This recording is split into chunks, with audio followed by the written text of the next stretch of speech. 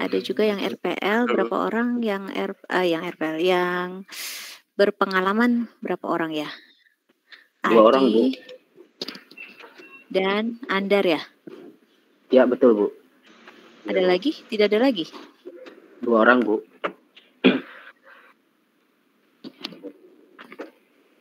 Dua orang ya. Oke. Dan semuanya dengan latar belakang TKS ya? Atau ada yang TKG? Ada dengan latar belakang TKG? Ada, Bu. Berapa orang? Ada 2 orang, Ibu. Siapa? Isna sama Cindy, Siapa Bu. saja? Siapa? Cindy dan Itsna. Mana Cindy ada di sini enggak? Itsna. Oke. Dari TKG ya? Sudah pernah bekerja atau fresh graduate ini?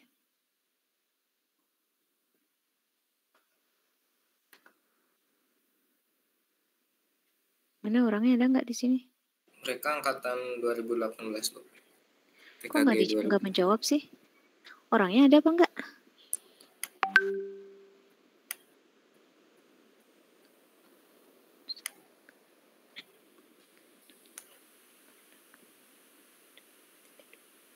Ada, Ibu.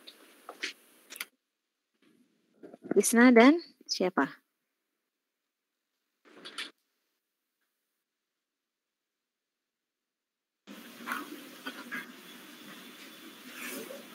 Ini agak susah ya kalau online ini, sebetulnya saya kurang suka ya online ya, karena begini nih, banyak delay-nya gitu. Saya nggak tahu apakah terkendala dengan jaringan ataukah memang malas menjawab gitu ya. Mudah-mudahan sih nggak malas menjawab ya. Nah, saya tanya kembali, karena saya maunya Anda mengikuti perkuliahan saya dengan nyaman ya. Jadi kalau saya sih tidak apa-apa tidak membuka kamera, karena saya juga tidak membuka kamera ya. Tapi harapan saya Anda tetap menyimak dimanapun. Terdengar nggak suara saya? Terdengar, Bu. Terdengar, Bu. Oke. Dimanapun dan dalam kondisi apapun Anda menyimak, harapan saya Anda menyimaknya dengan baik gitu. Jadi tidak perlu Anda fokus di depan kamera tapi pikirannya kemana-mana. Tapi yang jelas yang terpenting adalah Anda menyimak dengan baik dengan posisi ternyaman Anda. Maunya seperti itu ataukah memang lebih enak kalau buka kamera?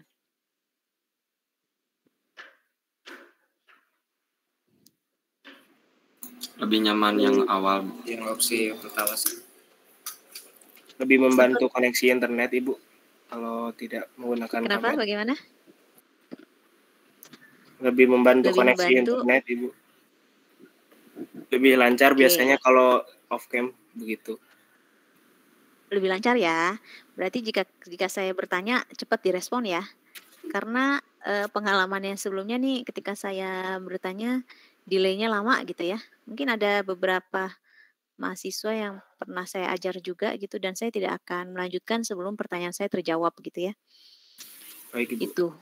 Jadi harapan saya walaupun tidak dibuka kameranya tapi Anda tetap memperhatikan ya.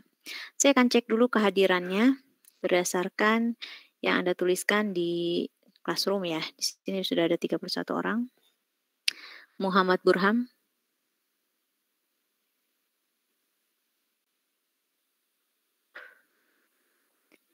Tidak ada.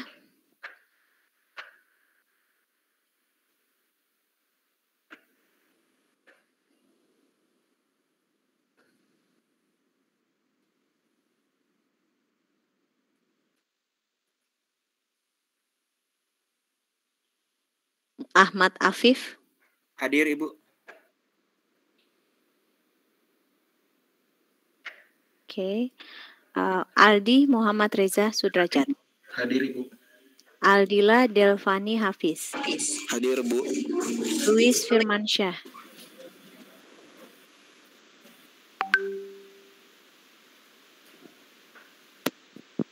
Luis Firmansyah, ada tidak?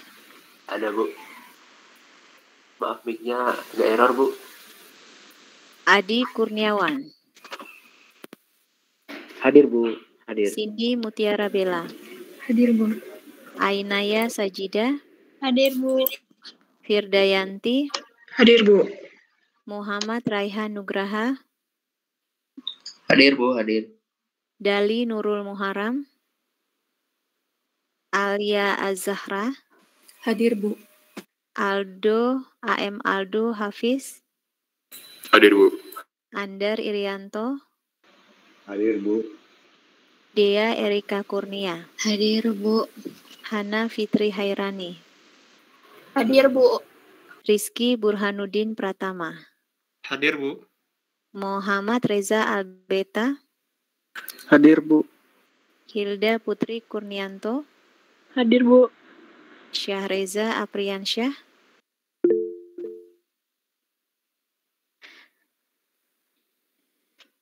Hadir, Bu. Mohon maaf off mic karena sedang ada kendala. Kalau memang sedang ada kendala di satu gadget, Anda bisa pakai 2 gadget ya. Misalnya untuk mendengarkan pakai laptop. Ketika bicara pakai handphone. Silakan seperti itu ya. Baik, Bu. Tadi sampai siapa? Syahreza, Bu, terakhir. Syahreza. Muhammad Arsy Aufar. Hadir, Bu. Haikal Dava Alfatra. Hadir, Bu. Muhammad Subhan Mubarak. Hadir, Bu. Muhammad Aliansyah. Hadir, Bu. Muhammad Ihsan. Hadir, Bu. Muhammad Iqmal Rifansyah. Hadir, Bu. Nabil Rizky. Hadir, Bu. Alfian Fadilah Akbar. Hadir, Bu. Fahrul Rozi. Hadir, Bu. Isna Anissa. Hadir, Bu. Novandi Adevia. Hadir, Ibu. Oke.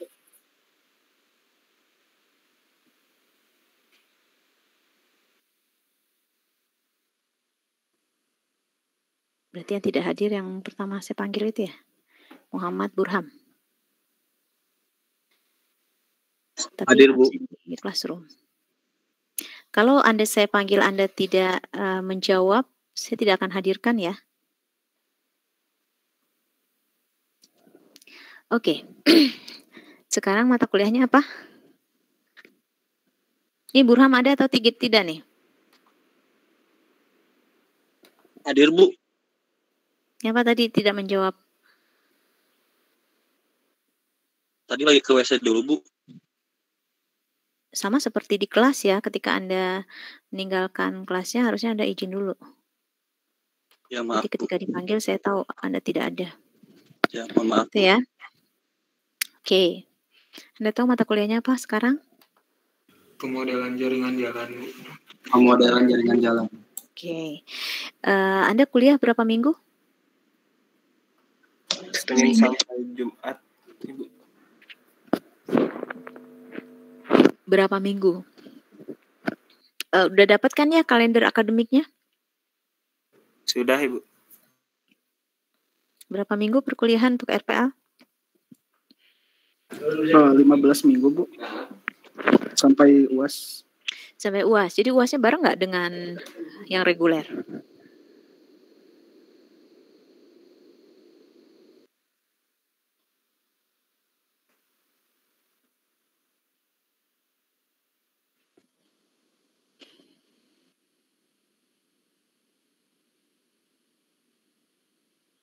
Jadwal perkuliahan. Banyak.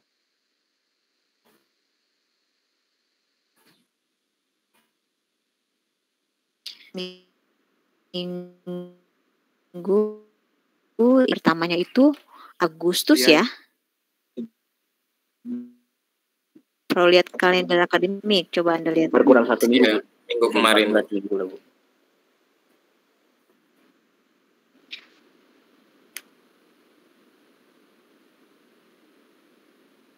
Minggu dong, iya. Berarti kalau normalnya 15 dikurang 3, berarti berapa minggu? 12 minggu. 12. Oh, tidak UTS itu di minggu ke berapa di sini? UTS di minggu setelah minggu ke-7. Setelah minggu ke-7 ya. Sekarang minggu ke-3 berarti kita punya 4 minggu buat UTS. Wah, cepet juga ya. Iya, Bu. 1, 2, 3. 4 minggu ya. Oke, semoga terkejar ya. Karena mata kuliah ini, di mata kuliah PMJJ untuk RPL, saya memberikannya sendiri ya. Biasanya tim, tapi ini saya diplot sendiri. Oke. Rasanya kita tidak perlu berkenalan lagi ya. Sebagian besar atau mungkin semuanya kenal saya. Atau ada yang dari politeknik lain? Semua dari Polban, Ibu. Tidak ada yang dari politeknik lain ya? Mungkin yang kelas TPPG mungkin ada ya. Semuanya dari Polban dan semuanya sudah pernah saya ajar ya? Kecuali yang TKG. Yang TKG mungkin sudah pernah saya sudah pernah masuk kelasnya di kelas SMK 3L ya, betul nggak? Iya, di dasar pemrograman, Bu. Oh, di dasar pemrograman ya? Iya. Ya, berarti semuanya sudah pernah bertemu dengan saya ya.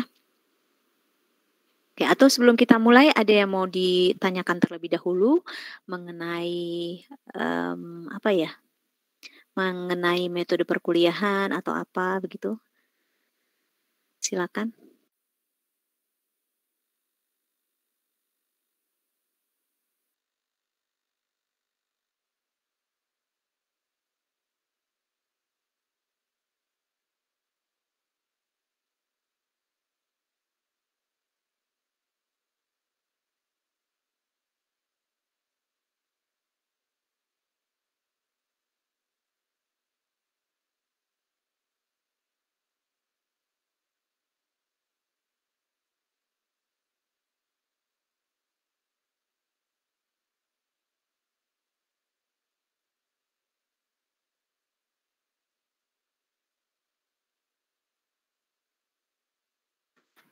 Halo.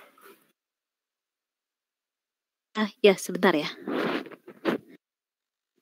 Ya, bagaimana tadi siapa yang bertanya? Dari, ya silakan dari.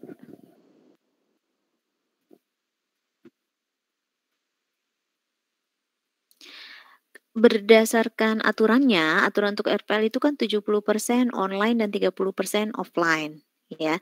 Kalau jumlah perkuliahan adalah 12, berarti 30% dari 12 berapa? Berapa 3 hitungnya? sampai 4. Saya males hitungnya nih. Hah? 3 sampai 4. 3 sampai 4 ya. Untuk UTS dan UAS, saya nggak tahu apakah kita online atau offline ya. Nanti tergantung kebijakan ya. Sebetulnya online bisa, offline bisa. Jadi 3 sampai 4 kali ya kita ketemu ya. Nah, nanti Anda jadwalkan saja misalnya terutama untuk yang menyesuaikan waktu tentunya untuk yang bekerja ya. Atau ada yang di luar kota? Ada yang di luar kota tidak ya? Saya Bu di luar kota. Isna di Saya juga mana? di luar kota, Bu.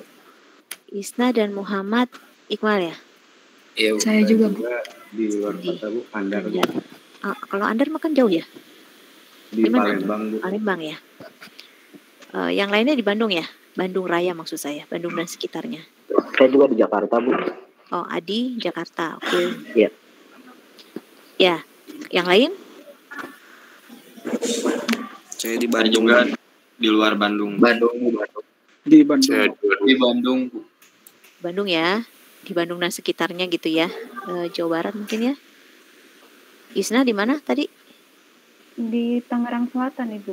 Tangsel. Cindy? Di Jakarta, Bu. Cindy sama Adi di Jakarta. Oke. Ya. Anda bisa menjadwalkan pertemuan. Nanti Anda jadwalkan saja, terutama menyesuaikan dengan yang di luar Bandung ya. Yang di luar Bandung, terutama yang jauh tuh di Palembang ya, Andar ya. Gitu. Karena pada saat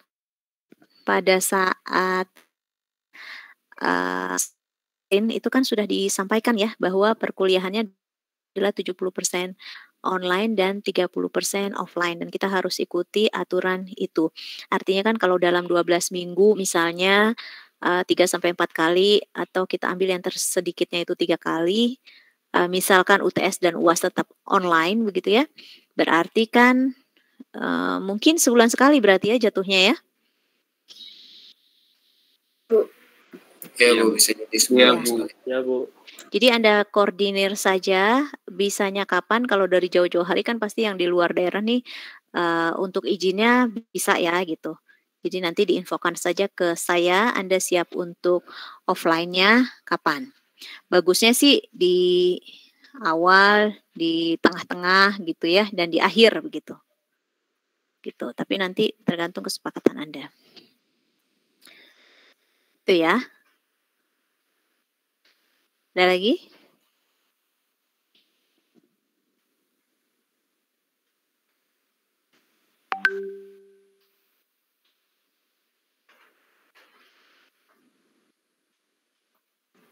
Mungkin cukup Ibu.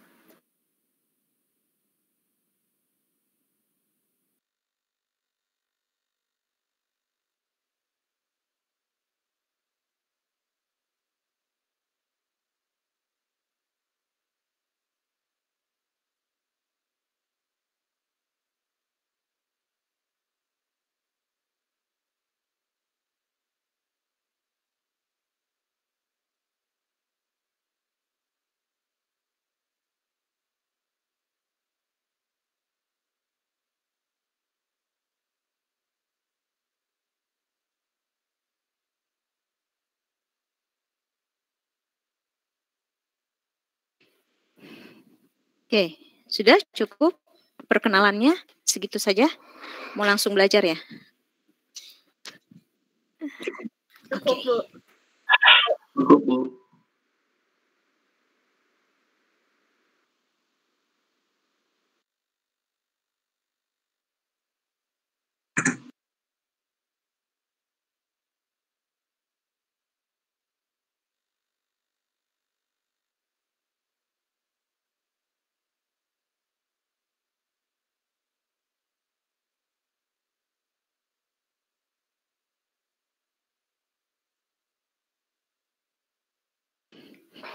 Oke.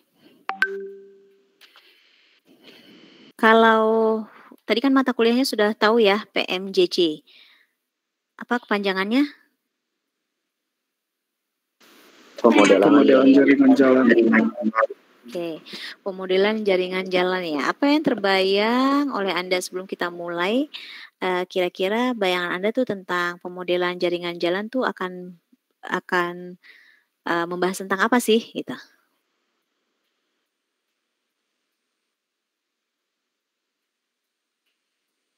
Sistem lalu lintasnya. Ada lagi?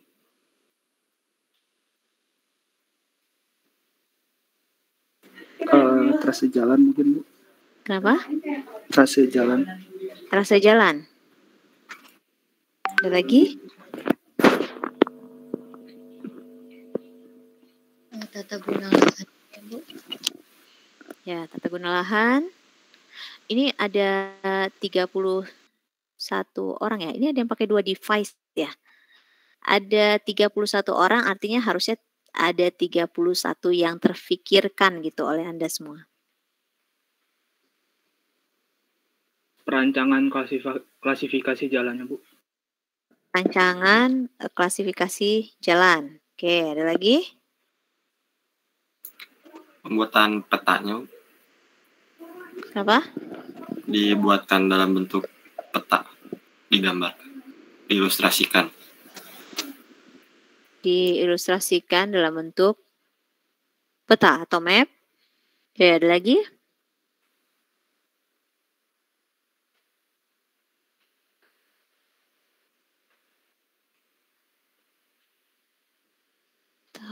Tata gunanya bukan Bu.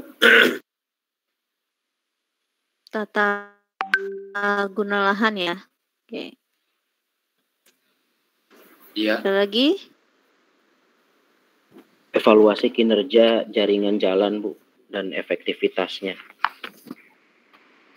Evaluasi kinerja jaringan jalan dan efektivitasnya. Oke.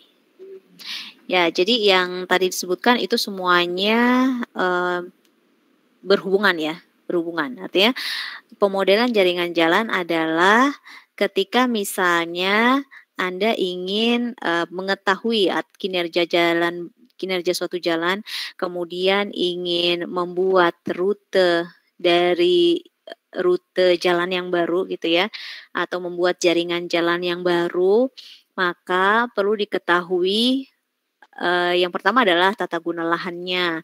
Kemudian yang kedua adalah apakah dengan dibukanya jaringan jalan baru atau rute yang baru akan sejauh mana tingkat efektivitasnya. Apakah akan efektif? Artinya orang akan menggunakan jalan tersebut ataukah malah justru tidak efektif karena misalnya menjadi semakin jauh atau dekat tetapi banyak hambatannya begitu ya. Sehingga nanti yang dilihat adalah efektivitas dari suatu jalan yang Anda rencanakan atau yang akan Anda buka rute baru. Rute baru itu maksudnya rute bisa jadi rute angkutan umum ya. Tapi rute angkutan umum yang dimaksud adalah rute angkutan massal. Ya. Jadi misalnya kita ingin membuat suatu jaringan jalan baru misalnya dari mana ya? Misalnya dari Lembang ke Polban gitu. Nah, kan sebetulnya yang existing itu kan sudah ada jaringan jalannya atau rutenya ya. Memang dari Lembang ke Polban itu kita bisa lewat beberapa rute. Misalnya kemana? Ada yang tinggal di Lembang nggak nih? Tidak ada ya? Tidak sepertinya. Tidak, Bu. Tapi pernah ke Lembang kan? Pernah. Nah, kalau misalnya dari Lembang ke Polban, itu rutenya lewat mana saja? Cihanjuang, Ibu. Cihanjuang, bisa ya lewat Cihanjuang ya. Oke, terus lewat mana lagi? Setiabudi. Setiabudi. Terus lewat mana lagi? Lewat Ciwaruga, Bu. Ciwaruga, ya. Itu ada lagi lewat mana lagi? Secara garis besar itu ada 3 rute utama. Tapi ketiga rute utama itu dia juga punya rute-rute lain ya, pilihan yang lain. Misalnya ketika misalnya lewat Cihanjuang ya, lewat Cihanjuang. Kan ada banyak pilihan lagi tuh setelah sampai di Cihanjuangnya mau lewat mana nih? Mau lewat Sariwangi atau misalnya mau lewat mana sih tuh? Kalau dari bawah Gumil ya, mau lewat Gumil gitu ya, atau mau lewat mana? Kalau dari Setiabudi itu juga kan ada beberapa pilihan rute. Apakah mau lewat DT ya, ataukah mau lewat Ciwaruga, ataukah mau lewat Sarijadi, gitu kan? Nah, begitupun dengan dari yang ke arah ke Ciwaruga ya, dari Parompong ya, itu juga seperti itu. Nah, dari pilihan rute-rute yang banyak itu, tentu saja Anda sebagai pengguna misalnya, suatu saat berperjalanan dari Lembang ke Polban. Tentu saja ketika kita berbeda kepentingan, maka kita akan memutuskan jalur atau rute yang berbeda juga. Gitu. Kemudian pertimbangan pemilihan rute juga memperhitungkan penggunaan kendaraan yang Anda gunakan. Ya, misalnya ketika Anda menggunakan roda 4, tentu saja berbeda rutenya ketika Anda menggunakan roda 2, gitu ya. Pengambilan keputusannya itu bisa berdasarkan itu. Kemudian ketika Anda menggunakan angkutan umum, tentu saja rutenya akan berbeda dengan ketika Anda menggunakan angkutan pribadi. Gitu ya. Rute mana yang akan Anda pilih selanjutnya? Di samping tadi pertimbangan moda transportasi yang digunakan adalah waktu yang ditempuh, ya kan? Kita akan memilih waktu yang tersingkat, ya. Tapi waktu tersingkat ini belum tentu ada di rute yang terpendek. Ya, bisa jadi rute yang terpendek itu menghasilkan waktu yang panjang. Dan rute yang terpanjang menghasilkan waktu yang tersingkat. Ya, bisa dipahami nggak ini? Bisa, Bu. Bisa, Bu. Bisa, Bu. Iya. Ketika semua orang memutuskan untuk melalui rute yang terpendek, maka apa yang terjadi? Macet, Bu. Volume meningkat, Bu. Volume meningkat. Terus apa lagi? Sehingga waktu perjalanan akan meningkat. Lambat. Ya, Iya. akan lebih lama. Akan lebih lama kan? Waktunya akan lebih lama. Karena orang berpikiran hal yang sama, memilih rute yang terpendek. Sehingga waktu yang ditempuh di rute terpendek itu menjadi terlama. Ya, sedangkan di rute yang terpanjang menjadi waktunya yang tersingkat. Gitu. Nah, di sini kita akan memprediksi bagaimana pemilihan keputusan dari orang-orang tersebut. Itu seandainya kita ingin membuka rute baru ya. Tapi kalau ingin membuka atau membuat jalan baru, tentu saja yang perlu dipertimbangkan adalah seberapa pentingkah jalan tersebut hingga harus dibangun. Artinya Anda perlu mempertimbangkan jalan tersebut akan menghubungkan daerah mana dengan daerah mana, gitu ya. Jadi Anda perlu tahu daerah asalnya yang di mana, kemudian daerah tujuannya di mana. Karena kita tidak mungkin membangun suatu jalan hanya untuk kepentingan satu daerah saja, gitu kan. Tetapi bisa mengakomodir banyak kepentingan, gitu. Itu yang perlu dipertimbangkan. Kemudian hubungannya dengan tata guna lahan itu sangat berkaitan. Karena seperti yang pernah Anda pelajari juga di lalu lintas ya, lalu lintas kan Anda sudah belajar ya, bahwa transportasi atau lalu lintas itu sangat berhubungan dengan tata guna lahan. Ya, di mana jika tata guna lahannya berubah fungsi, maka pola pergerakan transportasinya atau pola pergerakan lalu lintas juga akan berubah. Ya, Anda kalau misalnya Anda dulu kecilnya di Bandung ya, Anda kecil di Bandung tahun berapa ya? Mungkin saya kuliah di sini Anda belum lahir ya. Saya tuh di Bandung itu kan tahun 95 ya. Ketika saya lihat perkembangannya dari tahun 95 sampai tahun 2022, banyak hal yang berubah, terutama dalam hal tata guna lahan. Tata guna lahannya banyak berubah seiring dengan peningkatan kebutuhan tentu saja ya. Tetapi seharusnya peningkatan kebutuhan itu disesuaikan juga dengan rencana tata ruang wilayahnya. Jika memang tidak sesuai dengan rencana tata ruang wilayah yang telah disetujui dan direncanakan, maka tidak seharusnya berubah fungsi lahannya. Misalnya kalau dulu Dago tuh daerah apa sih ya? Di tahun 90-an ke bawah itu daerah pemukiman ya. Daerah pemukiman bukan? Ada yang tinggalnya di Dago? Pastinya tidak, Bu. Anda rata-rata kelahiran tahun berapa? 2000-an ya, milenial ya.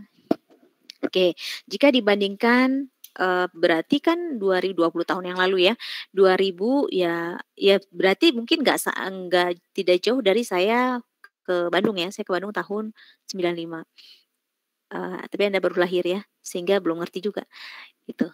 Jadi ketika dulu misalnya Dago itu tidak direncanakan untuk daerah, sekarang Dago daerah apa sih? Fungsi tata guna lahannya apa ya?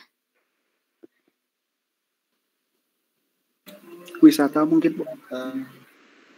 Daerah wisata, kemudian bisnis juga mungkin. daerah komersil, ya bisnis gitu ya. Pendidikan. Sepertinya dulu tidak dirancang untuk itu, sehingga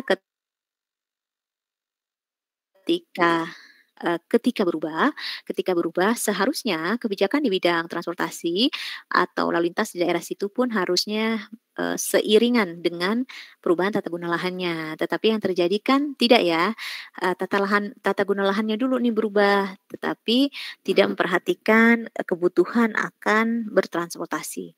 Begitu juga dengan Lembang. Lembang itu awalnya adalah bukan daerah wisata, tetapi daerah pemukiman, peristirahatan gitu kan ya.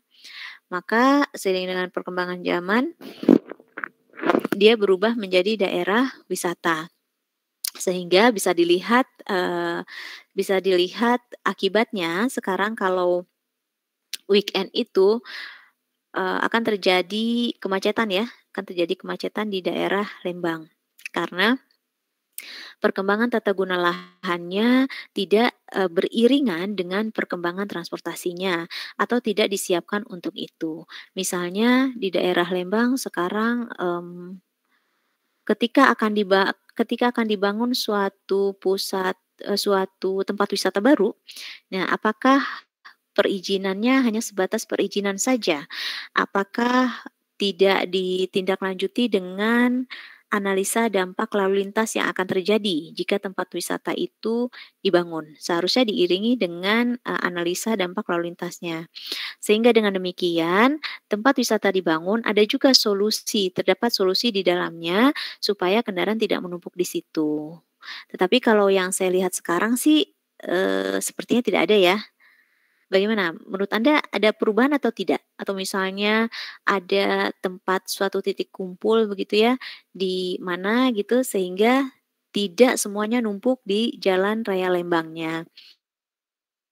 Kan nggak gitu ya, kalau sekarang kan tempat wisatanya pun berdekatan, kemudian untuk ke sana pun jalannya ya masih segitu-segitu aja lebarnya, belum ada perubahan gitu ya, atau belum dibuka misalnya rute baru, khusus rute untuk, yang akan berwisata gitu, tapi ini kan masih bercampur ya, gitu. Bagaimana menurut Anda kalau perkembangan, di Bandung atau hubungan antara perubahan tata guna lahan dengan perubahan transportasinya? Betul Bu, kayaknya Andalalin yang direncanakan di lokasi-lokasi misalkan katakan Lembang, Dago itu tidak terlalu dikaji serius ya Bu. Jadi memang efeknya ketika ada lonjakan volume kendaraan ya antri semua di situ Bu. Jadi tidak diantisipasi sampai dengan ke situ. Iya, yang saya lihat iya betul. Yang saya lihat juga begitu, saya tidak tahu bagaimanakah perizinan untuk membuka tempat wisata, karena seharusnya, itu harus melihat ke rencana tata ruang wilayah, dan rencana tata ruang wilayah itu berlaku 30 tahun. Walaupun sebetulnya dia bisa dirubah ya, RT RW itu bisa dirubah, tetapi perubahannya tetap mengikuti rencana awal. Artinya perubahan itu disesuaikan dengan rencana jangkanya. Misalnya rencana pembangunan jangka pendek, rencana pembangunan jangka menengah, dan rencana pembangunan jangka panjang. Tetapi ide besarnya itu ada di RT RW. Kalau sekarang kan ketika pemimpinnya berubah ya, ketika kepemimpinan berubah, maka yang dijadikan dasar juga berubah gitu. Seharusnya kan kita mengikuti saja yang sudah ada, tinggal memperbaiki apa yang kurang gitu ya, menambahkan apa yang kurang begitu. Jangan merubah total begitu. Sehingga nantinya jadi dari awal lagi, dari nol lagi, tapi tidak diteruskan gitu. Makanya nanti ketika misalnya Anda menjadi salah satu pembuat kebijakan, itu dilihat kebijakan yang lamanya seperti apa. Jangan asal berdasarkan keinginan sendiri. Tapi yang perlu diperhatikan adalah konsep dasarnya awalnya tuh gimana sih gitu.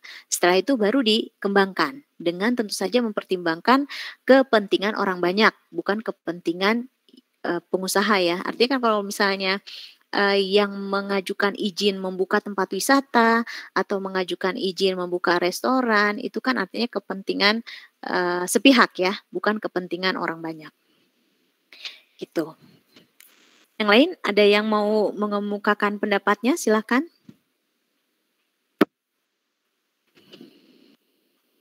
Mungkin menambahkan sedikit Ibu. Ya, Seperti di silakan, Lembang, tempat wisatanya juga itu bisa kita lihat itu terpusat, Ibu. Jadi dalam suatu lokasi terdapat beberapa objek wisata, namun kurangnya mungkin rute baru seperti itu. Yes. Sehingga semuanya akan bertumpuk di situ ya. Saya atau mungkin Anda yang orang Bandung mungkin kalau the weekend males keluar ya. Kalau saya pribadi sih weekend males keluar, saya mendingan di rumah aja gitu. Karena ketika Ya, keluar betul. pasti jadi buang-buang waktu gitu. Ya, seperti itu. Yang lain silakan. Atau mau diceritakan di tempat masing-masing? Betul Bu, izin diskusi Bu. Jadi Ya, silakan. Adi. Terkait dengan pembukaan akses baru Bu ya, atau tempat baru, ini juga pengalaman kami di Project Tol itu ketika kita membuka satu pintu tol yang baru, itu kan harus ada koordinasi dengan dinas setempat gitu ya, pemerintah setempat. Nah, kita juga buka RT RW-nya dari kabupaten atau wilayah tersebut, misalkan di kabupaten mana gitu ya. Di Kabupaten A ini rencana tata ruang wilayahnya direview kembali dengan adanya tambahan akses baru atau infrastruktur baru lah. Nah, termasuk juga yang ada di Lembang ini. Nah, seharusnya jadi RT RW ini bukan kitab suci yang tidak bisa dirubah gitu. Betul. Artinya bisa direview kembali sesuai dengan kebijakan dan regulasinya. Nah, ini dituangkan ke dalam Andalalin. Nah, Andalalin itulah yang harus dipatuhi dan harus dipenuhi oleh pemilik atau investor lah ya, yang membuka infrastruktur baru atau bangunan-bangunan baru yang berdampak pada datangnya volume kendaraan yang berlebih dan lain-lain. Itu yang masih kurang regulasinya di Indonesia, Bu. Jadi penekanannya kalau ke kami BUMN, misalkan kita di Waskita itu luar biasa tegas Bu, untuk bisa mentaati regulasi tersebut. Tapi ke pengusaha-pengusaha yang misalkan buka tempat makan, restoran dan tempat wisata, itu sepertinya berbeda kebijakan yang digunakan. Itu sih Bu. Kurang lebih. Iya, gitu ya. Kita sama-sama tahu sebetulnya masalahnya adalah itu gitu. Ya, RT RW itu walaupun dia jangka waktu 30 tahun, tapi dia memang bisa direvisi sesuai dengan kebutuhan. Tapi artinya dia jangan sampai merusak konsep besarnya gitu. Misalnya konsep besarnya adalah mengedepankan angkutan umum massal misalnya seperti itu. Angkutan umumnya massalnya berbasis apa? Apakah berbasis rel ataukah berbasis jalan raya gitu ya. Kalau misalnya berbasis rel berarti dirintis tuh dari awal, kita akan mempersiapkan itu. Kalau berbasis jalan raya seperti misalnya busway gitu ya, atau kalau di Bandung TMB itu dirintis gitu. Kalau sekarang kan kalau kita lihat di Bandung saja TMB juga sepertinya ini ya sudah hampir apa gitu ya. Peminatnya juga tidak terlalu banyak, kemudian dalam hal pemeliharaan infrastrukturnya atau prasarananya itu juga tidak terperhatikan begitu, seperti itu. Dan memang yang seringkali terjadi adalah itu ketika pembuat kebijakan tidak berani untuk menerapkan aturan sesuai dengan aturan yang berlaku karena adanya memang pengusaha yang misalnya mau membuka tempat usaha baru gitu.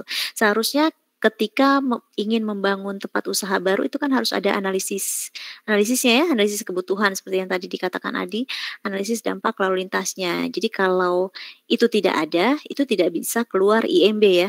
Izin mendirikan bangunan itu tidak bisa karena dia harus dilengkapi dengan dokumen Andalalin dan dengan dokumen tentang lingkungan ya, UPL dan UKL-nya gitu. Betul Bu. Ya, ada lagi yang mau berpendapat atau sharing pengalamannya? Karena kita ada beberapa yang sudah bekerja ya, barangkali ada pengalaman yang bisa dibagi.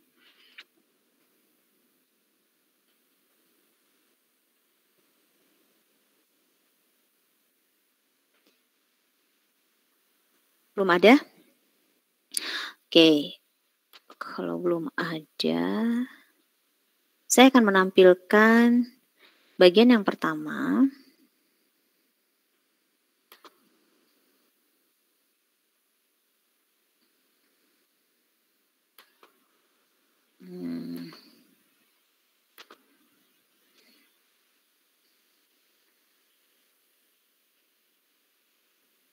sudah terlihat belum?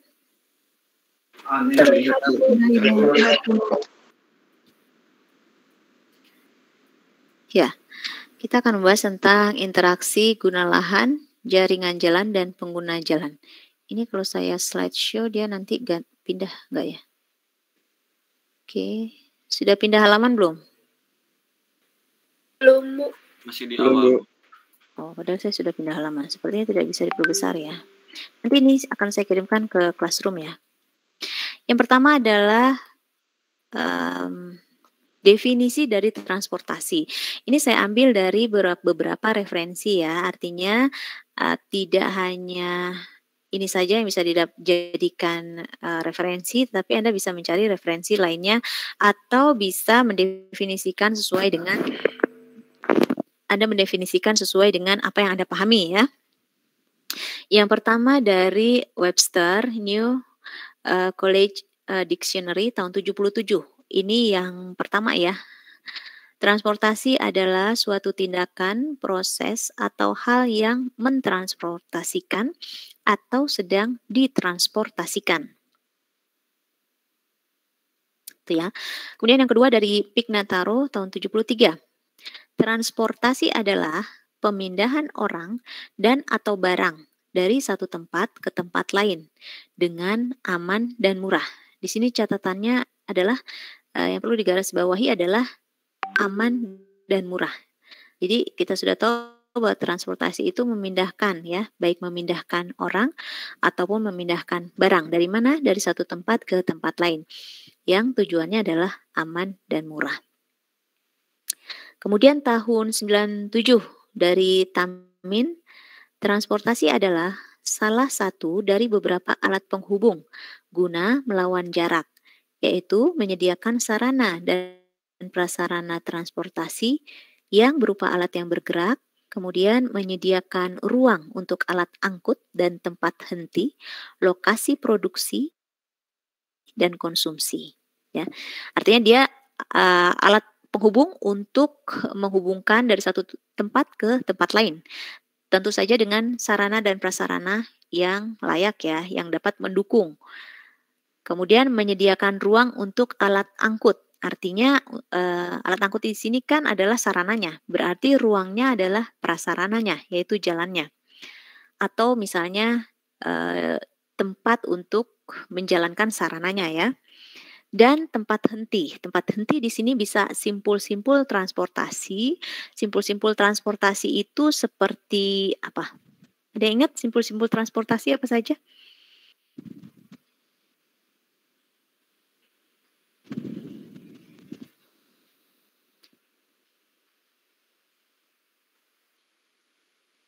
Ada yang ingat tidak? Seperti terminal, bukan? Ya, simpul-simpul transportasi seperti terminal ya. Terminal, kemudian bandara, pelabuhan, stasiun, begitu ya. Termasuk halte di dalamnya. Ya, kalau kita lihat, saya tuh suka heran ya, halte-halte di Bandung tuh seperti cuman hiasan ya. Entah apakah itu perasaan saya saja atau Anda merasakan hal yang sama. Karena sepertinya halte ya ada haltenya tetapi tidak digunakan begitu. Apakah tidak ada sosialisasi dari pemerintah atau dinas tempat untuk mensosialisasikan penggunaan halte, ataukah kesadaran masyarakat yang kurang dalam hal menggunakan angkutan umum gitu ya. Kemudian di sini lokasi produksi dan konsumsi, artinya tempat asal perjalanan ya yang kita sebut biasanya bangkitan, dan tempat akhir perjalanan atau tujuan yang biasa kita sebut dengan tarikan ya. Kemudian yang terakhir, transportasi pengertiannya dari Waldiono tahun 98 adalah gerakan orang yang akan menjual jasa dari satu tempat ke tempat lain dan gerakan orang yang akan membawa barang untuk dikonsumsi dari satu tempat ke tempat lain. Sebetulnya dari semua definisi yang ada, itu transportasi adalah sama-sama memindahkan orang atau barang dari satu tempat ke tempat yang lain. Tetapi perlu digarisbawahi tujuannya. Ya, tujuannya tentu saja berpindah tempat dengan aman, kemudian murah. Mungkin perlu tambahan satu lagi, nyaman ya. Dengan aman, nyaman, dan murah. Di mana definisi dari atau kriteria aman, nyaman ini kan tergantung dari pribadi masing-masing ya. Misalnya tingkat kenyamanan saya dalam menggunakan angkutan umum tentu saja akan berbeda dengan tingkat kenyamanan Anda misalnya dalam menggunakan angkutan umum. Atau tingkat kenyamanan laki-laki dengan perempuan dalam menggunakan angkutan umum pasti berbeda gitu. Jadi itu yang harus atau yang harus dipertemukan. Kalau murah standarnya apa ya? Standarnya apa kalau murah? Tentu saja murahnya tiap orang juga akan berbeda ya, tetapi kita perlu melihat dari tingkat pendapatan rata-rata dari masyarakat di mana angkutan umum ini akan beroperasi gitu. Tingkat pendapatan rata-ratanya berapa sehingga yang dapat dijangkau secara hitung-hitungan itu dikatakan murah jika seperti apa. Dan sepertinya kalau menurut Anda ini sudah dapat tercover semua atau belum nih? Nyaman, aman, murah. Apakah sudah tercover semua?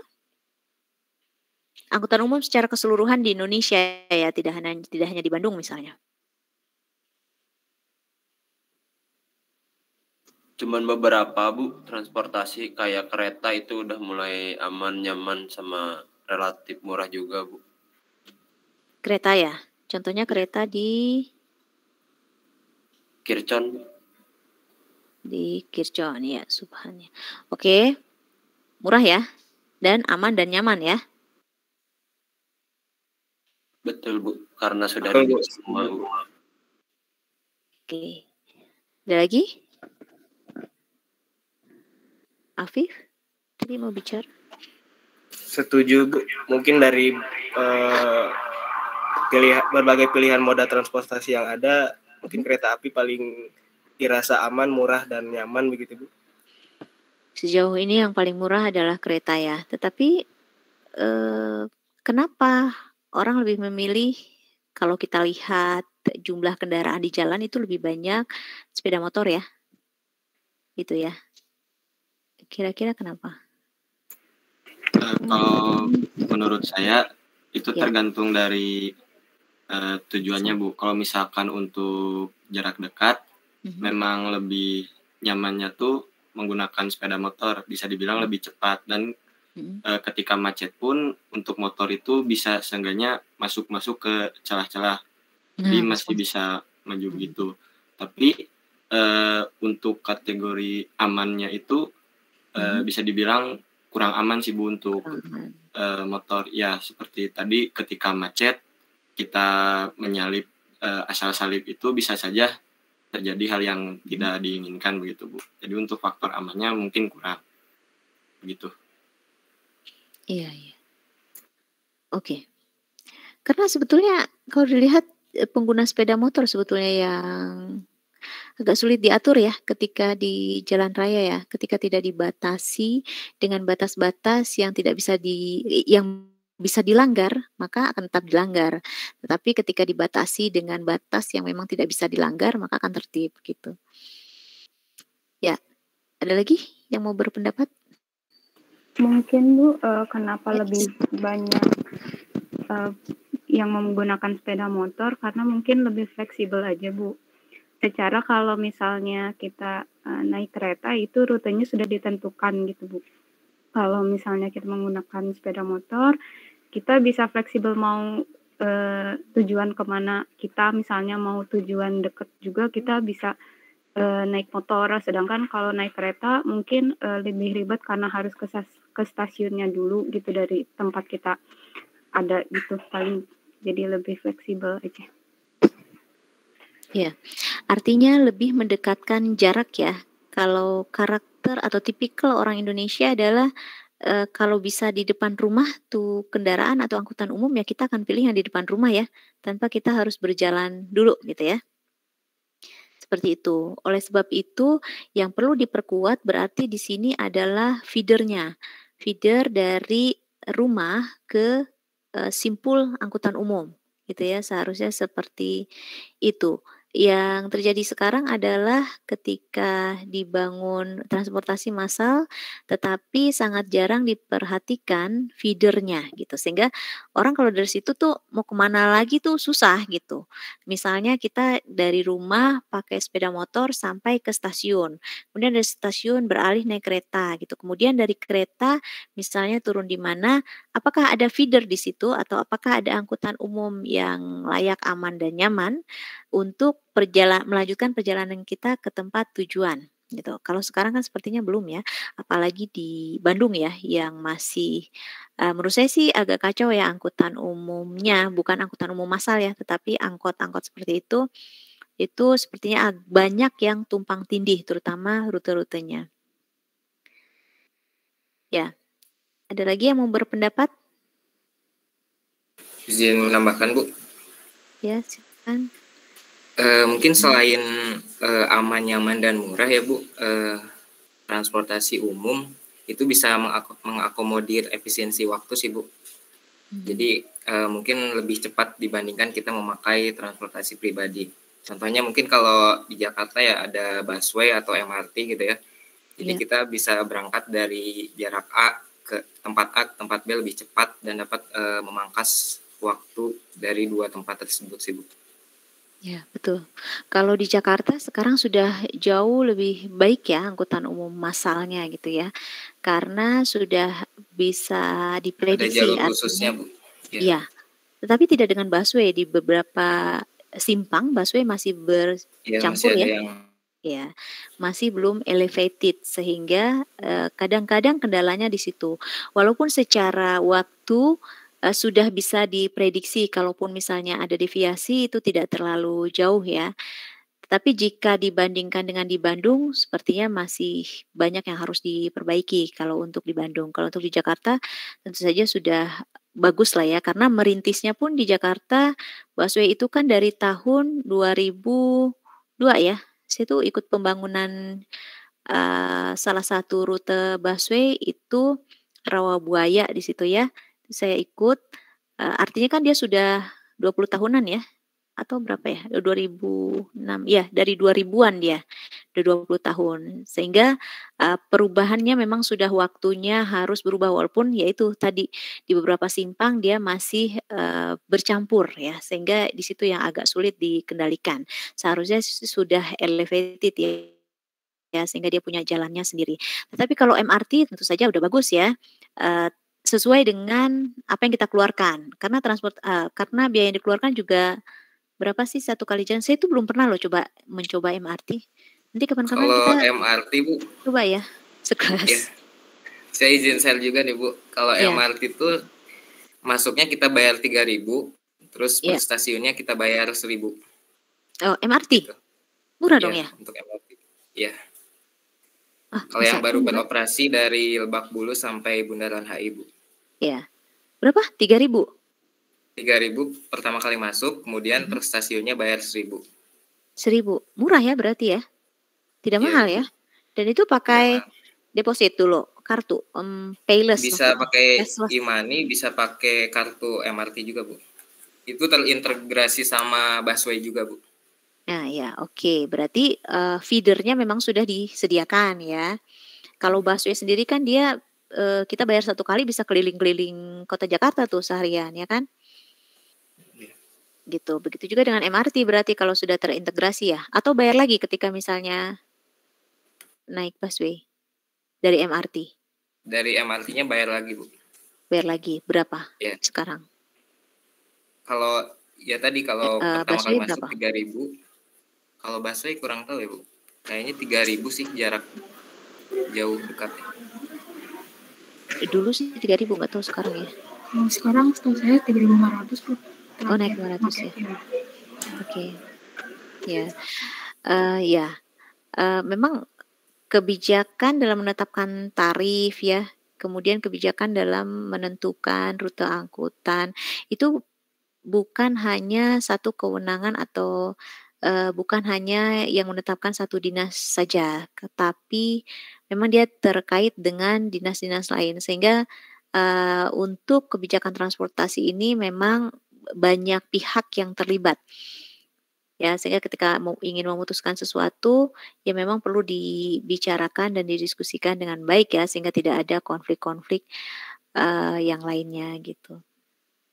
Kalau di Bandung sepertinya masih agak jauh ya, tapi semoga saja misalnya nanti ini Anda duduk di pembuat kebijakan bisa bisa mengubah ya, Bandung atau misalnya bisa mencontoh pola yang seperti yang diterapkan di Jakarta. Karena kalau di Bandung sendiri kita lihat angkotnya tuh masih masih banyak dan kapasitasnya pun tidak, maksimal ya, tidak efisien gitu. Jadi kalau kita lihat sekarang angkot itu ditambah sekarang banyak angkutan online ya, sehingga orang lebih memilih itu karena lebih mendekatkan jarak, artinya kita pesan terus bisa datang gitu di depan pintu rumah kita, gitu. Kemudian sampai ke tujuan juga di depan pintu rumahnya gitu. Artinya kita tidak perlu jalan lagi misalnya gitu ya. Nah, sehingga menggerus gitu ya, pengguna angkutan angkot ya, pengguna angkot. Jadi sebetulnya sih harus dikaji lagi tuh rute-rute angkot yang ada, apakah masih dibutuhkan atau tidak. Karena seperti, angkot ke Polban sekarang sudah tidak ada ya, angkot Polban. Jadi dia sampai Ciwaruga gitu. Nah itu pun cuma sedikit saja dari Gerlong ke Ciwaruga. Demikian juga misalnya dari Sarijadi ke Parongpong. Itu saya tidak tahu ya apakah masih ada atau tidak gitu. Kalaupun masih ada mungkin jumlahnya sedikit ya, karena peminatnya pun sedikit. Sehingga perlu dikaji kembali apakah rute-rute tersebut masih dibutuhkan atau lebih baik ditutup dan diganti dengan rute baru yang lebih gemuk gitu. Itu ya. Ada lagi yang mau mengutarakan, pendapatnya?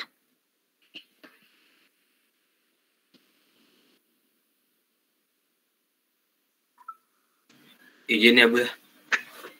Silakan. Kalau Muhammad dari Arsyid. ya Bu, kalau dari saya dari pembicaraan sebelum-sebelumnya, poin yang saya highlight itu bagaimana transportasi umum atau angkutan antar moda umum itu bisa terintegrasi satu sama lain gitu Bu. Karena yang saya rasakan itu selaku pengguna kendaraan pribadi gitu motor Bu, bukan karena saya ingin bukan saya tidak ingin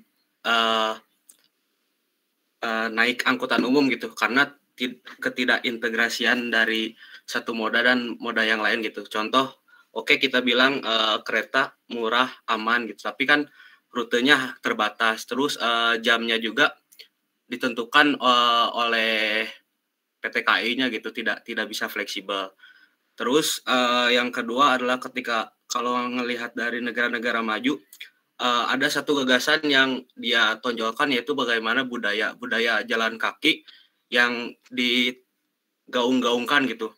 Oleh karena itu ketika kita membangun harus ada gagasan utamanya, yaitu yang pertama dalam membangun bukan hanya membangun jalur-jalur atau sarana untuk kendaraan pribadi, tapi yang pertama itu pejalan kaki, yang kedua kendaraan bebas emisi seperti sepeda dan lain hal, yang ketiga sarana prasarana untuk angkutan umum, dan yang terakhir baru kendaraan pribadi.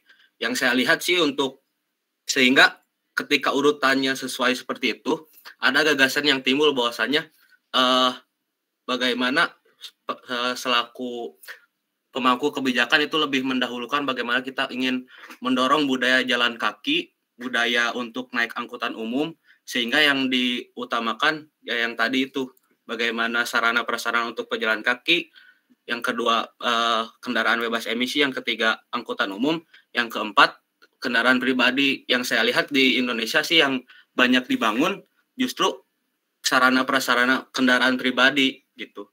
Dan oke, untuk 1-2 tahun dia efektif mengurai kemacetan, tapi untuk 2 tahun lebih ke atas itu justru malah menimbulkan kemacetan baru. Contohnya di flyover Antapani untuk setahun 2 tahun itu cukup mengurai kemacetan, tapi untuk 2 tahun ke atas justru jam-jam peak hour di situ emang macet sekali, seperti itu sih Bu. Oke, ya, saya juga setuju dengan itu. Ya, karena kebanyakan itu, ya itu pembuat kebijakan itu biasanya sih tidak menggunakan angkutan umum ya. Jadi seharusnya para pembuat kebijakan itu menggunakan dulu angkutan umum. Misalnya ya semoga nanti Anda salah satu pembuat kebijakan, Anda cobain dulu tuh angkutan umum, bagaimana rasanya. Jadi kalau misalnya Anda sudah merasa belum nyamannya menurut Anda seperti apa gitu, itu perlu diperbaiki atau perlu dibenahi. Karena yang selama ini terjadi adalah para pembuat kebijakan itu tidak menggunakan angkutan umum, sehingga tidak tahu sebetulnya susahnya pakai angkutan umum itu seperti apa. Kemudian tingkat kenyamanan orang menggunakan angkutan umum itu seperti apa gitu. Dan betul seperti yang tadi disebutkan bahwa seharusnya pembenahan itu secara menyeluruh berdasarkan skala prioritas tadi. Dan memang banyak sekali peraturan di Indonesia itu diadopsi dari peraturan-peraturan ya dari negara lain ya. Walaupun seharusnya bisa diadopsi, tetapi tentu saja dengan menyesuaikan dengan kondisi yang ada di Indonesia. Misalnya peraturan untuk halte misalnya. Dari halte ke halte itu aturan yang diadopsi dari luar itu jaraknya adalah minimal 500 meter. Ya, minimal 500 meter. Tapi kalau bagi kita, bagi orang Indonesia jangankan 500 meter ya. 10 meter aja tuh rasanya udah jauh gitu ya. Nah, oleh sebab itu perlu dilihat kembali ketika mau adopsi peraturan dari luar, apakah sesuai dengan karakteristik orang-orang di Indonesia. Karena satu daerah di negara Indonesia saja, satu daerah dengan daerah lain pun itu bisa berbeda karakternya. Misalnya orang-orang yang berkendara atau pelaku perjalanan di Jakarta dengan di Medan atau dengan di Jogja. Nah, itu seperti apa karakternya? Tentu saja berbeda kan ya. Kalau di Jakarta cenderung orangnya memang ketika ingin berperjalanan tuh maunya cepat-cepat aja gitu. Karena dikejar-kejar dengan waktu. Kemudian misalnya di Medan, orangnya seperti apa? Kan mereka lebih mayoritas tuh berperjalanan ya suka-suka hati mereka aja gitu ya. Bahkan ada peribahasa bahwa cuma dia dan Tuhan aja yang tahu dia tuh mau belok kemana sepertinya, gitu kan. Kemudian ketika di Jogja misalnya itu karakternya akan berbeda lagi. Jadi harusnya tetap menyesuaikan dengan karakter, kondisi atau karakter yang berperjalanan di daerah masing-masing gitu. Itu ya tentu saja dengan prioritas-prioritas yang memang harus diprioritaskan sehingga orang mau beralih dari kendaraan pribadi ke kendaraan umum. Seperti yang tadi disebutkan bahwa ketika menggunakan angkutan massal berbasis rel misalnya kereta, di situ ada jadwal-jadwal tertentu yang memang sudah ditetapkan oleh KAI-nya. Tetapi apakah jadwal tersebut bisa mengakomodir semua kepentingan? Itu perlu dikaji kembali. Kemudian berapa headway antara kereta yang satu dengan kereta yang lain begitu. Apakah jadwalnya terpenuhi?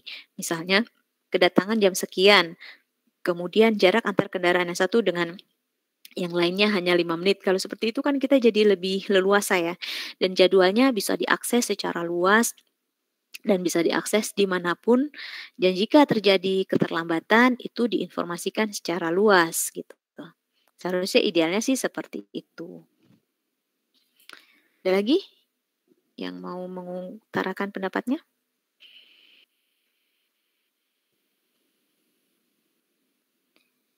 Karena ini pertemuan pertama kita brainstorming dulu ya.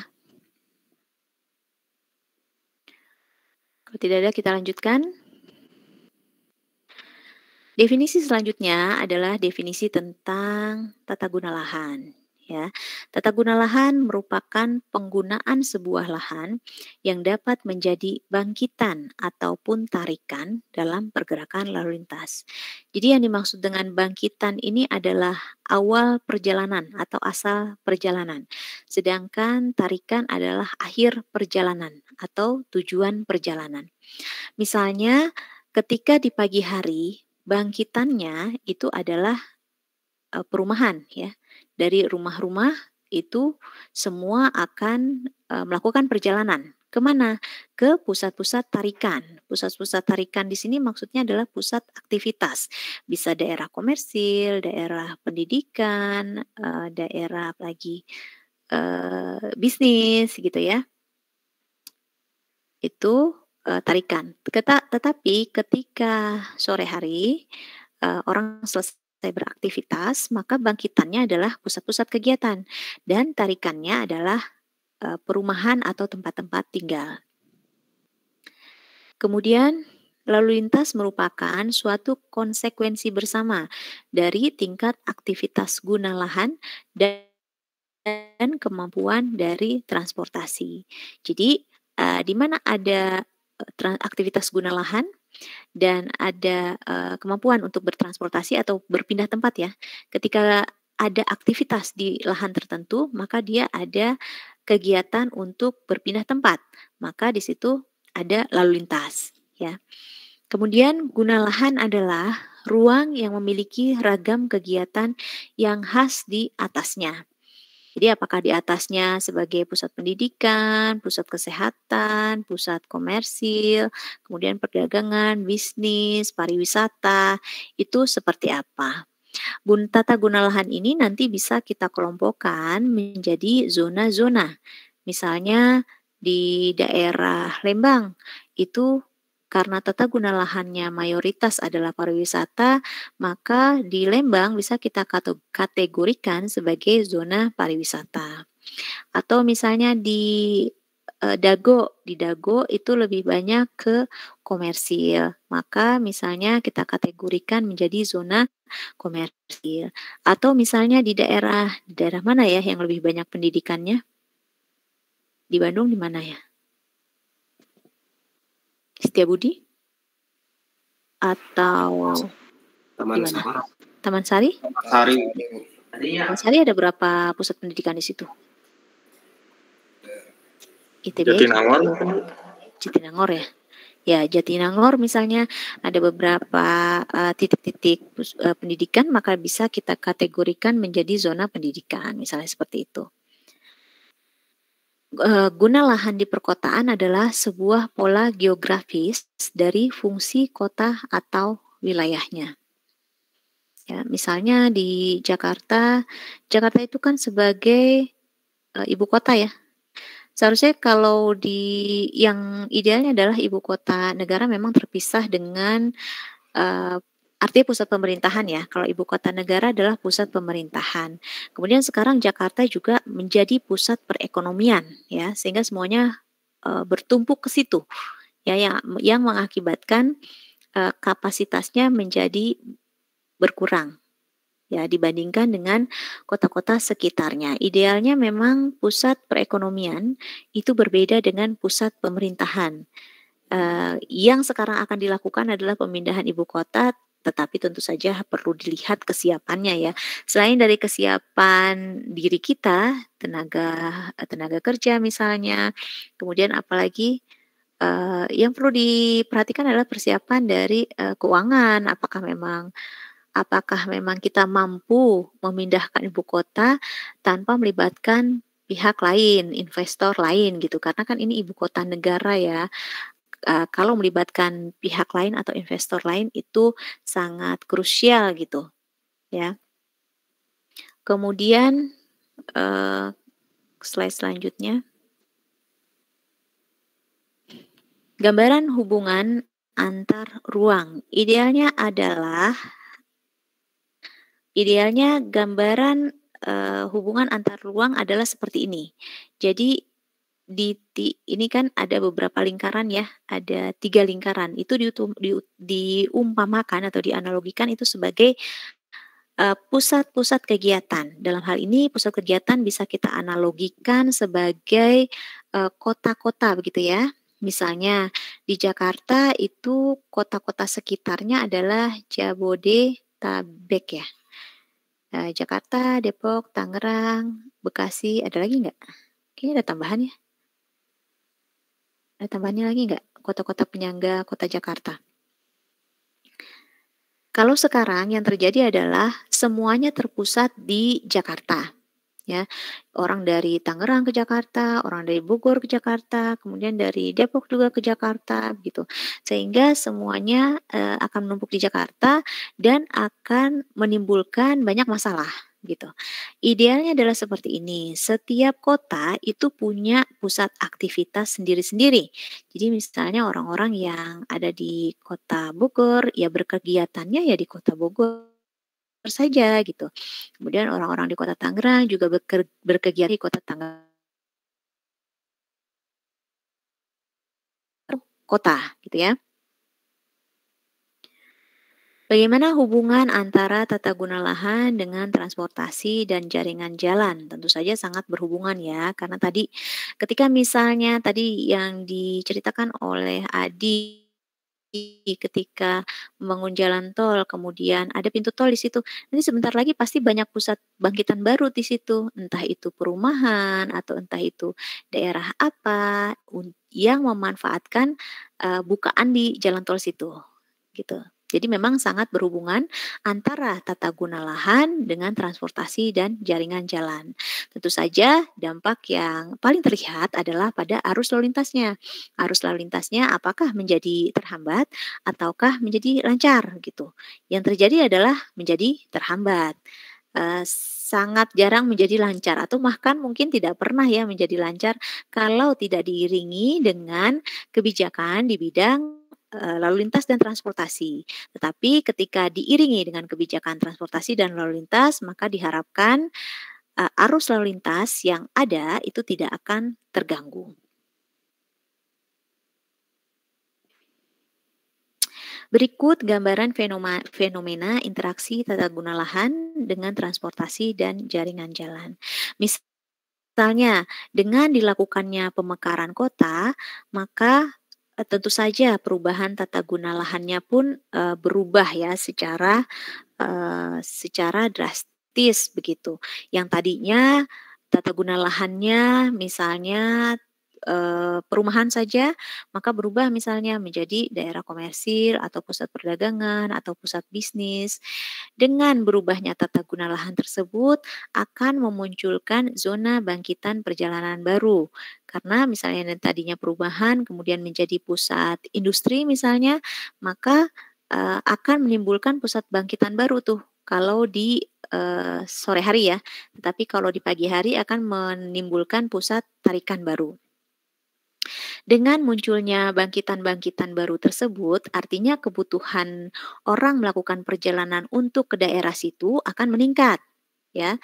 Sehingga kalau misalnya kapasitasnya tidak ditambah, maka tidak akan kapasitas jalan ya maksud saya. Artinya kan orang berpindah tempat dari satu tempat ke tempat lain, dari perumahannya ke tempat aktivitasnya, tentu saja dia menggunakan jalan.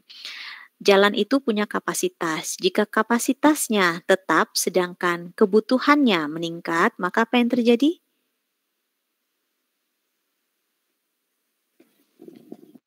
Apa yang terjadi? Macet. Macet ya. Jika kapasitasnya seperti awal, artinya kapasitasnya tetap, tetapi supply-nya itu bertambah, maka yang terjadi adalah kemacetan ya. Jika tidak diiringi dengan perbaikannya atau tidak diimbangi antara supply dan demand gitu, antara kebutuhan dan yang disuplai gitu, maka akan banyak masalah yang timbul di sana, terutama masalah yang ada kaitannya dengan lalu lintas gitu ya.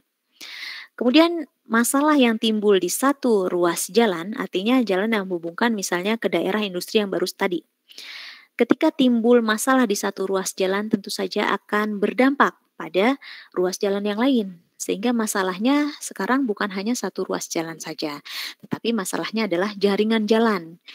Jaringan jalan itu mencakup ada simpang di situ, ada beberapa ruas jalan di situ, ada beberapa simpang juga di situ gitu ya. Ada ruas jalan dengan fungsi-fungsi jalan yang berbeda-beda juga. Gitu. Sehingga akan muncul dampak-dampak negatif. Tentu saja dampak negatif yang paling terlihat adalah kemacetan. Dengan adanya kemacetan banyak ya yang timbul dengan adanya kemacetan. Yang pertama adalah tentu saja efek psikologis ya akan terganggu karena kan orang menghabiskan lebih banyak waktu di jalan daripada tempat istirahat, sehingga ini akan mempengaruhi akan membuat atau menimbulkan dampak negatif terhadap orang tersebut. Atau misalnya akan menimbulkan polusi udara yang lebih banyak karena dengan ada kemacetan di situ akan kumpul ya bahan bakar yang terbakar itu akan menjadi semakin banyak gitu ya. Kemudian apalagi yang terjadi di situ? Banyak ya dampak negatif yang bisa diketahui atau dilihat secara langsung dan atau dalam jangka panjang.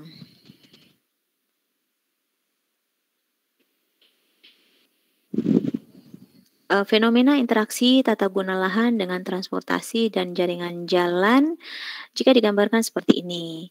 Dengan adanya pusat-pusat bangkitan baru atau misalnya dengan dibukanya jalan-jalan baru, maka biasanya kan kalau pemukiman itu dia tersingkir oleh pusat-pusat komersil ya. Misalnya saja nih yang tadinya di mana ya? Yang tadinya di Lembang itu adalah pemukiman misalnya. Kemudian atau yang Jakarta lah ya. Di Jakarta itu tadinya pemukiman gitu ya. Misalnya saya tuh asalnya dari Jakarta ya, dari Jakarta Barat. Seiring dengan berkembangnya waktu itu menjadi tempat yang dirasa tidak layak untuk tinggal, terutama untuk orang tua saya yang sudah tua gitu ya, sehingga memilih untuk ke pinggir lagi. Ke pinggir aja deh supaya lebih tidak terlalu hektik gitu ya. Memilih untuk di Tangerang misalnya, memilih untuk di Tangerang. Akibatnya akan menjadi menjauhkan perjalanan ya. Jarak yang ditempuh akan semakin jauh ke tempat tujuan. Misalnya yang tadinya bekerja di Jakarta dan tinggal di Jakarta, kemudian karena tergeser oleh perubahan tata guna lahan, dia pindah ke daerah sekitarnya, daerah penyangga, ke daerah penyangga. Sehingga dengan demikian akan pengguna transportasi itu akan memikirkan untuk memiliki kendaraan sendiri. Jika memang dirasa kendaraan umum yang setelah ada itu tidak dapat mengakomodir kebutuhannya, baik dalam hal keamanan, kenyamanan maupun dalam hal biaya yang dikeluarkan. Ya, sehingga hal ini akan berpengaruh kepada pemilihan dari moda transportasi. Ya, apakah orang akan lebih banyak memilih moda transportasi massal ataukah lebih memilih ke moda transportasi pribadi? Ya, kemudian ini akan berdampak terhadap jarak perjalanan. Ya, ketika menggunakan transportasi massal, maka berapa jarak perjalanannya? Ketika menggunakan transportasi pribadi, berapa jarak perjalanannya? Hal-hal inilah yang mempengaruhi orang memilih moda transportasi.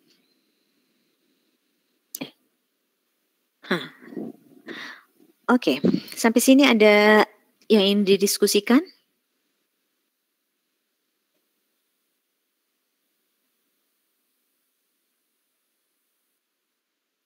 Ya, silakan Dali.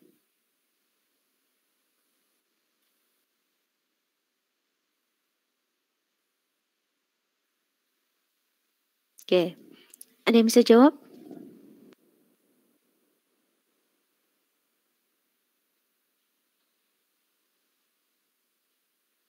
Ya, RT RW itu dibuat ya, atau direncanakan itu yang membuat adalah Badan Pembangunan. Kalau nasional berarti Bappenas ya, kalau daerah berarti Bapeda. Gitu. Jadi yang desain itu di situ kewenangannya. Begitu Dali?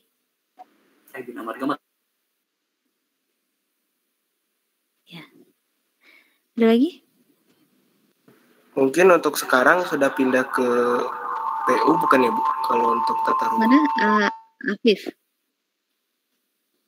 Untuk terakhir mungkin sudah pindah ke PU mungkin ya Bu kalau nggak salah. Untuk bidang tata ruang itu sendiri. Di Kementerian ATR BPN Bu. Kemana? Ke ATR dan BPN. Masuk Kementerian ke ya? Ya, Kementerian Ya. ATR, Agraria, Tata Ruang, dan Iya, untuk kementeriannya. Tapi untuk pengelolaannya di mana? kalau Saya pengelolaannya soalnya di daerah di Bapeda Bu. iya di Bapeda kan tetap kan ya? Di Di Bapeda. Bapeda. Karena terakhir saya kerja sama itu di Bapeda Bogor ya, RT RW Kota Bogor itu masih di situ gitu. Karena kalau di satu kementerian rasanya tidak mungkin karena RT RW itu menyangkut banyak hal ya, menyangkut tata guna lahan, kemudian menyangkut transportasi, menyangkut lalu lintas, kemudian menyangkut apa lagi gitu. Sehingga dalam pembuatannya pun akan melibatkan banyak pihak di dalamnya gitu. Bahkan terkadang banyak konflik juga di dalamnya dan tidak ketemu gitu titik temunya. Gitu ya. Jadi masih di Bapeda ya atau Bappenas ya? Bappenas masih ada nggak ya? Bappenas masih sih Bu. Masih ada ya? Cuma Masih, kok Bu. kayaknya kurang Masih, terdengar Bu. ya.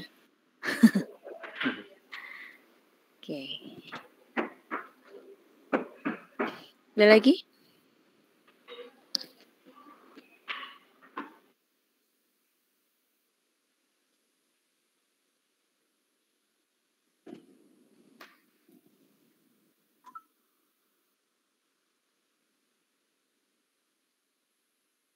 Kita 4 jam ya? Dengan istirahat berarti berapa tuh ya? 1, 2, 3, 4 sampai jam 16.40 dikurang 20 menit. 16.20. Sampai jam 16.20 ya. Oke, ada lagi mau ditanyakan? Atau didiskusikan dari yang tadi sudah dipaparkan?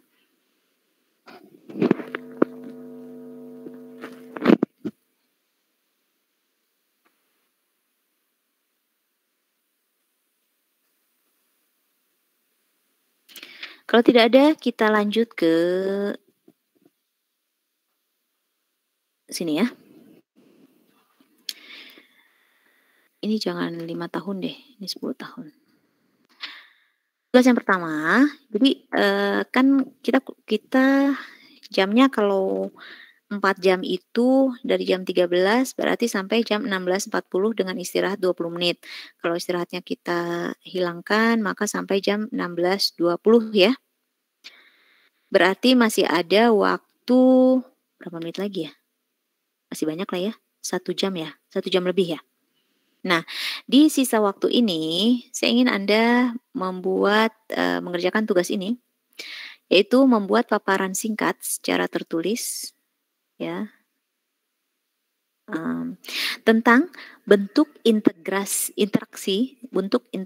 tata guna lahan dengan jaringan jalan di lingkungan Anda masing-masing. Ya, ini Anda buat dalam bentuk PPT aja deh, jangan laporan ya, dibuat dalam bentuk PPT. PPT dibuat singkat, jelas, padat, mulai dari sejarah singkat sampai bentuk interaksi yang terjadi. Kemudian Anda buatkan matriks permasalahan yang terjadi akibat hubungan antara tata guna lahan dan jaringan jalan sebelumnya, kemudian saat ini, dan yang akan datang terhadap kinerja jaringan jalan, terhadap kinerja jalan raya yang ada di daerah Anda masing-masing. Jadi sebelum di daerah Anda pada saat sebelum ya, pada saat sebelum, kemudian saat ini, dan 10 tahun ke depan.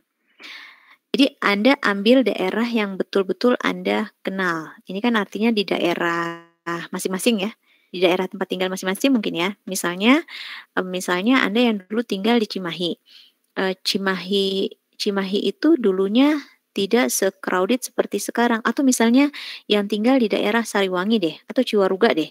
Dulu itu tidak se-crowded seperti sekarang. Kenapa misalnya? Karena dulu itu tata guna lahannya adalah pemukiman misalnya. Tapi bukan pemukiman ya. di Ciwaruga itu pertanian ya, pertanian, perkebunan gitu ya. Kemudian seiring dengan berjalannya waktu, maka tata guna lahannya berubah menjadi pemukiman. Karena di atas-atas tuh sudah banyak perumahan ya. Sehingga setiap pagi akan menimbulkan bangkitan. Di mana bangkitan itu akan melalui jalan yang masih sama dari dulu sampai sekarang, sampai saat ini. Maka masalah yang terjadi di waktu sebelum saat ini adalah ada atau tidak sebelum saat ini. Kemudian masalah yang terjadi saat ini dengan berubahnya tata guna lahan yang ada itu seperti apa? Lalu prediksi untuk perkembangan 10 tahun ke depan. Apakah tata guna lahannya akan tetap sesuai seperti sekarang, misalnya di Ciwaruga itu jadi pusat pemukiman, ataukah nanti dia akan bergeser lagi menjadi pusat komersil atau pusat industri misalnya 10 tahun ke depan, Anda prediksi. Kemudian jika terjadi perubahan tata guna lahan ataupun misalnya tidak ada perubahan apapun, maka dampak 10 tahun ke depan itu seperti apa? Ya. Satu lagi Anda tambahkan solusinya. Menurut Anda solusi yang harus dilakukan saat ini seperti apa? Kemudian solusi yang harus dilakukan 10 tahun ke depan itu seperti apa? Anda buatkan dalam bentuk matriks permasalahan. Matriks itu maksudnya tabel ya. Jadi saat ini, sebelum, kemudian saat ini, kemudian 10 tahun yang akan datang. Lengkapi dengan gambar dan peta. Peta boleh Anda ambil dari Google Map atau Google Earth. Kemudian foto-foto juga Anda bisa googling ya, bisa diambil dari situ. Atau misalnya untuk kondisi yang sekarang, jika Anda mudah mengambil dokumentasi, silakan diambil dokumentasi secara langsung. Tapi jika kesulitan ya bolehlah Anda googling ya. Kondisi-kondisi saat ini tuh seperti apa. Referensi boleh Anda ambil dari manapun, tentu saja referensi yang dapat dipercaya.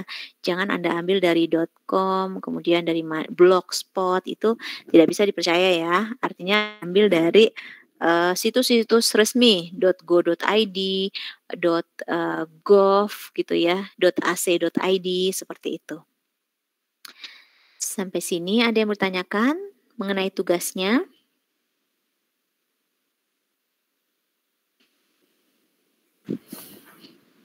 Sudah jelas, Ibu.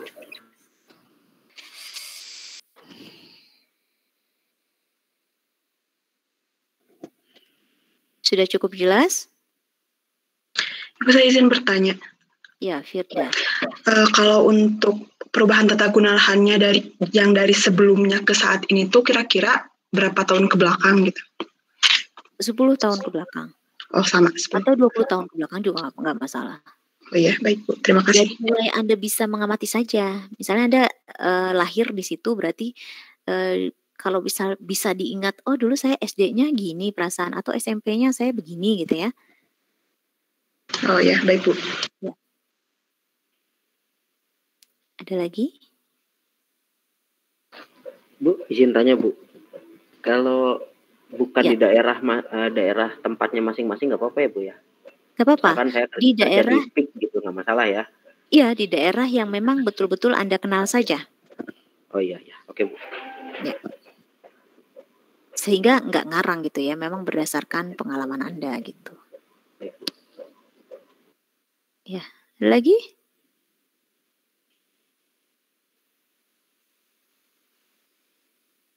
Sudah cukup jelas ya? Jadi di sisa waktu jam saya, silakan Anda kerjakan, kemudian nanti di-upload di Classroom ya. Nanti saya akan berikan tempat untuk uploadnya. Dikumpulkan, di-submit paling telat jam 16.40 ya. Masih cukup lama ya, masih bisa dikerjakan. Itu ya, jika ada yang mau ditanyakan, silakan dapat ditanyakan atau didiskusikan di WA group. Itu ya. Baik Bu. Baik Bu. Ini sudah di screenshot sebelum saya tutup dulu ininya. Sudah, Bu. Sudah ya. Saya stop presenting ya. Oke. Oke. Sebelum saya tutup, ada lagi yang mau ditanyakan atau diperjelas?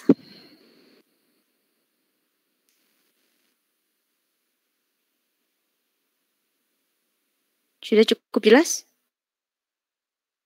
Jelas, Bu. Dari saya cukup, Bu. Oke, baik. Kalau begitu, terima kasih atas perhatian dan kerjasamanya untuk kuliah PMJJ hari ini. Saya cukupkan sampai di sini. Silakan Anda kerjakan tugasnya dan dikumpulkan sesuai dengan waktunya. Karena jika Anda telat mengumpulkan, tentu saja ada ada konsekuensinya ya, pengurangan nilainya. Terima kasih atas perhatian dan kerjasamanya. Assalamualaikum warahmatullahi wabarakatuh. Selamat siang.